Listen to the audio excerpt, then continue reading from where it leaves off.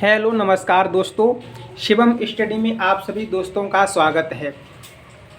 दोस्तों हम आज की क्लास में दोस्तों साइकोलॉजी पढ़ाने के लिए जा रहे हैं और साइकोलॉजी में हम आपको जीन पियाजे पढ़ाएंगे। इससे पहले हम एक क्लास जीन पियाजे की पढ़ा चुके हैं। शेष मतलब जीन पियाजे थोड़ा बड़ा टॉपिक है जीन पियाजे जी का। तो जीन पियाजे भी हमारे एक मनोवैज्ञानिक थे। तो वैसे तो मनोवैज्ञानिक नहीं कह सकते, वो एक मतलब जंतु वैज्ञानिक थे, लेकिन जब उन्होंने मनोवैज्ञानिक के लिए कार्य किया है तो उनको फिर मनोवैज्ञानिक की भी उपाधि दी जाएगी। तो मैंने उस दिन आपको ये बताया था कि जो जीन पियाजे जी हैं वो हमारे टेट और सुपर टेट और सी टेट के लिए कितने महत्वपूर्ण हैं, बहुत ही ज़्यादा। अगर यकीन न मानो, जब आप एग्ज़ाम दे करके आओगे तो आपको पता चल जाएगा कि जीन पियाजे जी कितने महत्वपूर्ण एग्जाम के लिए। इसलिए मैंने सबसे पहले इन्हीं को लिया। इनको हम करा देंगे। देखो, हो सकता है कि आज की क्लास में ये हो जाए, अगर ना हो पाए तो एक वीडियो हम और बना देंगे, लेकिन कोई बात नहीं दोस्तों। आप एक नहीं 3 पढ़ लो, 4 पढ़ लो, लेकिन जीन पियाजे जी को पूरा पढ़ लो। हम जीन पियाजे जी से जितने भी क्वेश्चन आएंगे, जितने भी क्वेश्चन बन सकते हैं दोस्तों, आप हमारी इन 3 या 4 वीडियो में से कोई भी क्वेश्चन बाहर नहीं जाएगा, आप लोग देख लेना। ठीक है दोस्तों, मुझे आशा है कि आप लोग नोट्स बना रहे होंगे। दोस्तों नोट्स आप जरूर बनाइएगा। ठीक है दोस्तों, हम देखो जीन पियाजे जी मतलब उन्होंने जो सिद्धांत दिए थे, उनके जो प्रमुख 3 सिद्धांत थे: संज्ञानात्मक विकास का सिद्धांत, नैतिक विकास का सिद्धांत और भाषा एवं विचार का सिद्धांत। ठीक है दोस्तों, तो हम संज्ञानात्मक विचार का सिद्धांत पढ़ा रहे थे और उन्हीं संज्ञानात्मक विचार के सिद्धांत के अंतर्गत हम 5 पॉइंट हम पढ़ा चुके थे दोस्तों। ठीक है दोस्तों, अब ये 6वां पॉइंट हमारा है संज्ञानात्मक विकास के अंतर्गत ही 6वां पॉइंट। तो 6वां पॉइंट है दोस्तों संरक्षण का अभाव। 6वां पॉइंट है संरक्षण का अभाव। इससे पहले अगर दोस्तों आप हमारे इस शिवम स्टडी हमारे यूट्यूब चैनल से नए जुड़े हों तो प्लीज़ दोस्तों इसको सब्सक्राइब कीजिएगा और बेल आइकन को दबाइएगा। और दोस्तों हम कैसा पढ़ा रहे हैं, मेरी बात को समझना, हम आपको कैसा पढ़ा रहे हैं और मेरे पढ़ाने का तरीका अभी सही है या नहीं है, आप लोग कमेंट में बताइएगा। ठीक है दोस्तों, आप लोग जिस हिसाब से बताएंगे, अगर आप बताओगे कि बोर्ड पे पढ़ाने के लिए बोलोगे तो दोस्तों हम बोर्ड पे भी इसको लिखा देंगे। कोई बात नहीं, मुझे लिखाना ही है। मैंने सोचा टाइम कम है, इस वजह से मैंने डायरेक्ट नोट्स से ही कर दिया। अगर आप बोलोगे कि नहीं समझा के नोट्स पे, हम इस पे भी समझा रहे हैं और बोर्ड पे लिखाने के लिए अगर बोलो तो दोस्तों हम इसको बोर्ड पर भी हम आपको लिखाएंगे। देखो साइकोलॉजी थोड़ा बड़ा है और ऐसी बात नहीं है, 30 नंबर का आता है टेट में और सुपर टेट में इसके नंबर और ज़्यादा बढ़ जाते हैं। तो ये बहुत ही इंपॉर्टेंट है, ये टेट और सुपर टेट निकालने के लिए ये बहुत ही इंपॉर्टेंट है साइकोलॉजी सब्जेक्ट। तो दोस्तों इसको, हमारे चैनल को अगर आप सब्सक्राइब कर लोगे तो हमारी हर एक वीडियो आप तक पहुँच जाएगी। ठीक है दोस्तों, और हमारा ये क्लास बिल्कुल बैच ये फ्री में है, हर एक बच्चा ऐसे फ्री में ले सकता है। हर सब्जेक्ट हम यहाँ पर पढ़ाएंगे, सी टेट आप चाहे कोई भी एग्जाम दो। ठीक है दोस्तों, तो मैथ की वीडियो बहुत ही अच्छी चल रही है, क्लास बहुत ही अच्छी चल रही है। कृपया करके आप लोग मैथ जरूर देखिएगा, कितना हम सरल तरीके से हम आपको वहाँ पर मैथ पढ़ा रहे हैं। ठीक है दोस्तों, आइएगा पॉइंट नंबर 6, हम क्या कहना चाह रहे हैं, आप लोग समझदार हो, समझ गए होगे। पॉइंट नंबर 6 संरक्षण का अभाव। संज्ञानात्मक जो हमारा उन्होंने दिया था संज्ञानात्मक सिद्धांत, तो उसी के अंतर्गत संज्ञानात्मक विकास के सिद्धांत के अंतर्गत 6वां पॉइंट संरक्षण का अभाव। शुरुआती आकृति में, इसमें क्या है, संरक्षण का अभाव मतलब शुरुआती आकृति में किसी भी प्रकार का बदलाव करने पर बालक द्वारा शुरुआती आकृति को भूल जाना संरक्षण का अभाव है, जबकि याद रखना सिर्फ संरक्षण है। जैसे देखो दोस्तों, इस पॉइंट को हम एक बार में ही आपको समझा दे रहे हैं। पॉइंट ये क्या कहना चाह रहा है, देखो छोटा बच्चा है तो वो मतलब कोई भी वस्तु को देख लेता है। मान लो उसने बस देख ली या ट्रक देख लिया, सपोज दैट बस ट्रक तो छोड़ो, उसको मतलब खिलौना पे आ जाओ आप। सबसे अच्छा मतलब उदाहरण छोटे बच्चों के लिए खिलौना होता है। उसने कोई खिलौना देख लिया, किसी दूसरे बच्चे के हाथ में खिलौना देख लिया और अब उसके मन में वो खिलौना बस गया, उस खिलौने की आकृति बस गई, उसका आकर्षण उसको मोहित करने लगा बच्चे को। तो अगर उस आकृति को वो ध्यान रखेगा अपने दिमाग में, समझना मेरी बात को, उस आकृति को अगर दिमाग में रखेगा तो दोस्तों यानी कि संरक्षण करेगा तो वो रहेगा हमारा सिर्फ संरक्षण। लेकिन अगर वो किसी कारण से घर वालों से या खुद ही मतलब और कोई चीज़ देख ले, उस कारण से उस खिलौने की आकृति को भूल जाए, ठीक है दोस्तों, भूल जाए यानी कि वो संरक्षण ना कर पाए, तो उसी को हम संरक्षण का अभाव कहते हैं। यही हमारा पॉइंट ये कह रहा है, ठीक है दोस्तों। और पॉइंट नंबर 7 क्या है? केंद्रीयकरण। ये बहुत ही इंपॉर्टेंट पॉइंट है दोस्तों, ठीक है, केंद्रीयकरण। आइएगा, देखो, बालक द्वारा किसी घटना या वस्तु के सिर्फ एक ही पक्ष तक सीमित रहना केंद्रीकरण, जबकि कई पक्षों पर फोकस करना विकेंद्रीकरण होता है, ठीक है दोस्तों।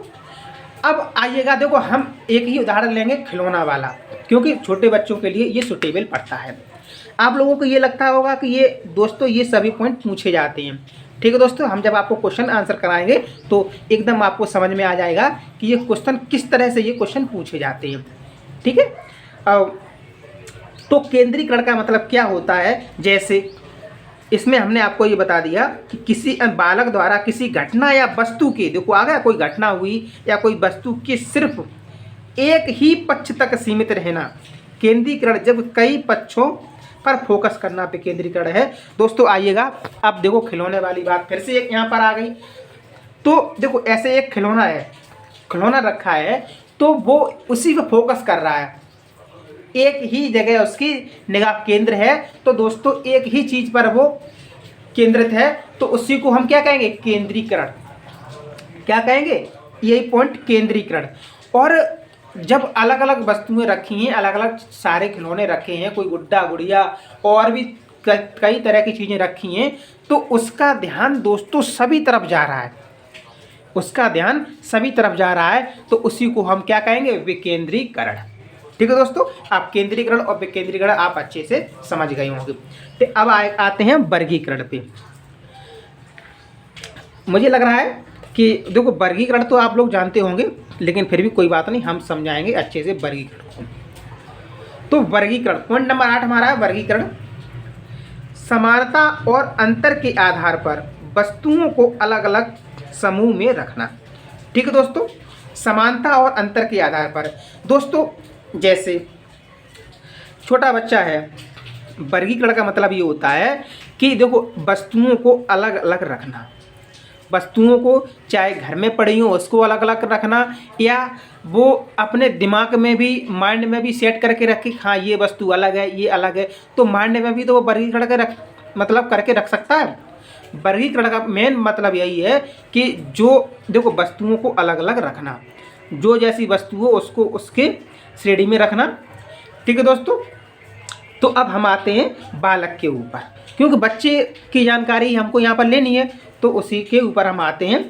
तो वर्गीकरण में इस पॉइंट में ये है कि समानता और अंतर के आधार पर वस्तुओं को अलग अलग समूह में रखना। देखिएगा दोस्तों, समानता मतलब ये है, जैसे एक बस है और एक ट्रक है, बच्चा है छोटा, अभी बस है, ट्रक है, बच्चा है छोटा, तो उसको जैसे ही उसने एक बार बस देखी तो और एक बार ट्रक देखा, और बस देखने के बाद जब उसने ट्रक देखा तो वो पहली बार उस पर ये बोला कि ये तो बस जा रही है, ट्रक को भी उसने बस बोल दिया। तो दोस्तों ये क्या हुआ? ये क्या हुई? समानता। भाई पहले उसने बस को देखा और बस को देखने के बाद फिर उसने ट्रक को देखा, तो दोस्तों उसने अंतर नहीं कर पाया, उसने अंतर नहीं कर पाया कि क्या चीज़, क्या बस है या ट्रक है। तो दोस्तों भाई मम्मी या पापा किसी भी ने छोटे बच्चों को ये बता दिया बस को देख करके, ये उसने पूछा ये क्या है। तो आप लोग अक्सर तक देखते होंगे छोटे बच्चे होते हैं, उनकी जिज्ञासाएं बहुत होती हैं, मतलब वो हमेशा पूछते रहते हैं ये क्या है, ये क्या है, वो मतलब उत्सुक रहते हैं, जानने के लिए उत्सुक रहते हैं कि ये क्या चीज़ है, ये क्या चीज़ है, ठीक है दोस्तों। तो वही बात पॉइंट यहाँ पर हम बता रहे हैं। तो समानता, जब वो समान चीज़ देख रहा है, बस को भी ट्रक बोल रहा है, ट्रक को भी बस बोल रहा है, वो अंतर नहीं कर पाता है, तो इसे कहेंगे समानता। और अंतर, अगर वो बस को बस का है, ट्रक को ट्रक का है, यानी कि अंतर कर पा रहा है, तो इसी को कहते हैं अंतर, यानी कि समानता और अंतर के आधार पर बस आए तो बस की श्रेणी में रखना उसे, ट्रक आए तो ट्रक की श्रेणी में अपने दिमाग में रखना और बताना। तो दोस्तों यही है वर्गीकरण, वस्तुओं का वर्गीकरण। मुझे लग रहा है कि आप लोग समझ चुके होंगे अच्छे से। ठीक है दोस्तों, बहुत ही इंपॉर्टेंट पॉइंट है दोस्तों, ये पॉइंट एग्जाम में 100% पूछे जाने वाले पॉइंट हैं। 9 नंबर आता है सूचकता। ठीक, सूचकता, इसे प्रतीकात्मक चिन्ह भी कहा जाता है, जिसमें चिन्ह तथा संकेत सीखा जाता है। इसमें क्या होता है दोस्तों, जैसे सूचकता है, इसमें चिन्ह आते हैं। ठीक है, प्रतीकात्मक चिंतन भी कहा जाता है, जिसमें चिन्ह और संकेत सीखा जाता है।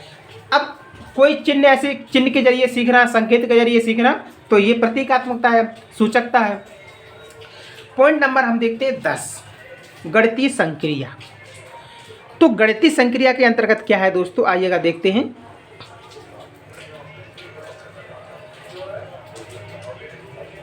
गणितीय संक्रिया पॉइंट नंबर 10, मुझे लग रहा है ये आज भी नहीं हो पाएगा, कोई बात नहीं। तो गणितीय संक्रिया में दोस्तों प्लस, माइनस, इनटू और भाग। ठीक, अब इनको देखो, मतलब छोटा बच्चा है तो छोटे बच्चे को प्लस, माइनस, इनटू और भाग का ज्ञान होना चाहिए। ठीक है दोस्तों, अब जो हमारा 11 नंबर का पॉइंट है, तो 11 नंबर का पॉइंट हमारा क्या कह रहा है, कार्य कारण और संबंध। ठीक है दोस्तों, कार्य कारण का संबंध। अब इसमें क्या है, इसके अंतर्गत हम आपको वो बताएंगे, जैसे यह बालक में तार्किक चिंतन की शुरुआत करता है, जिसमें वह प्रत्येक कार्य के पीछे का तर्क या कारण जानना चाहता है। जो कार्य मतलब कोई कार्य करना, ठीक है दोस्तों, और उस कार्य को करने का क्या कारण हो सकता है। ठीक है दोस्तों, अब जो कारण हो सकता है और कार्य, वो कार्य क्यों कर रहा है, क्योंकि कोई ना कोई कारण होगा, तो कार्य और कारण के बीच में संबंध, वो भी मतलब ये जानना चाहेगा कि संबंध क्या, मतलब किस तरह से इसका संबंध है। तो वही वाला पॉइंट हमारा है। तो जब इस तरह का, जब बालक के माइंड में जब ऐसी बात चलेंगी ना, तो वो क्या करेगा, यह बालक में, तो उस जब ये इस तरह की बातें चलेंगी तो उसके माइंड में तार्किक चिंतन की शुरुआत हो जाती है। ठीक है दोस्तों, जिसमें वह प्रत्येक जो कार्य कर रहा है उसके पीछे का तर्क या कारण जानना चाहता है। जैसे ही उसके मन में ये तार्किक चिंतन दोस्तों शुरू हो जाएगा, तो जो भी कार्य कर रहा है, ठीक है, तो वह कारण जानना चाहेगा कि मैं ऐसा क्यों कर रहा हूँ।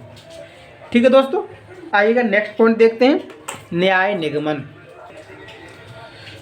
ठीक है दोस्तों, 12 नंबर पॉइंट है हमारा न्याय निगमन। तो इसमें है दिए गए कथनों से अप्रत्यक्ष निष्कर्ष निकालना। ठीक है, न्याय निगमन में यही आता है। अप्रत्यक्ष का मतलब समझते हो, जो सामने दिखाई ना दे। 13वां नंबर पॉइंट है संकल्पात्मक तर्कड़ा, कल्पना करके तर्क करना। जैसे अगर पृथ्वी पर ऑक्सीजन ना हो तो क्या होगा। ठीक है, तो ये संकल्पना, यह समझ रहे बच्चे कहते नहीं, जैसे कहानियाँ उनको सुनाई जाती हैं कि ऐसा नहीं होगा तो क्या होगा, ऐसा नहीं होगा तो क्या होगा। तो ये वाला पॉइंट हमारा भाई कह रहा है। और 14 नंबर पॉइंट है हमारा, वो है परावर्ती क्रिया। आइएगा देखते हैं, जो पॉइंट इम्पोर्टेंट है उनको हम एकदम विस्तार से आपको समझा दे रहे हैं। तो परावर्ती क्रिया में क्या है, बच्चे जिस कार्य को सीख लेते हैं उसे बार बार दोहराकर खुश होते हैं, जैसे चूसना, निगलना या वस्तुएं उठाकर मुंह में रखना। इसे परावर्ती क्रिया कहते हैं। ठीक है, परावर्ती आप समझ रहे हैं, जैसे बच्चे हैं, ज़्यादातर बच्चे क्या है, मिट्टी खाते हैं, छोटे बच्चे, उनको कुछ पकड़ा दो सीधा उनके मुंह में, तो उनके मुंह में ये मतलब जाता है। तो यही क्या है, परावर्ती क्रिया। पेन हमने उनको पकड़ा दिया तो क्या करेंगे, वो मुंह में पेन ले लेंगे और बार बार उसको चूसेंगे। तो ये परावर्ती क्रिया के अंतर्गत आता है। 15 नंबर हमारा है स्कीम से किसी कार्य को करने का सही क्रम या पैटर्न ही स्कीम कहलाता है। ठीक है दोस्तों, तो आज की वीडियो में बस दोस्तों 15 नंबर पॉइंट तक ही रखते हैं। मिलते हैं हम नेक्स्ट वीडियो में। दोस्तों अगर आप हमारे इस चैनल से जुड़ना चाहते हैं तो इसको सब्सक्राइब कीजिएगा, लाइक कीजिएगा, और कैसा लग रहा है आपको पढ़ने में, समझ में आ रहा है या नहीं आ रहा है, प्लीज़ कमेंट बॉक्स में हमको कमेंट ज़रूर करिएगा, क्योंकि जब आप कमेंट करोगे तभी मुझे मालूम पड़ेगा कि हम कैसा पढ़ा रहे हैं, कैसा नहीं पढ़ा रहे हैं, और सामने वाले को हमारा पढ़ाई हुआ समझ में आ रहा है कि नहीं आ रहा है। Love you guys, thank you, धन्यवाद।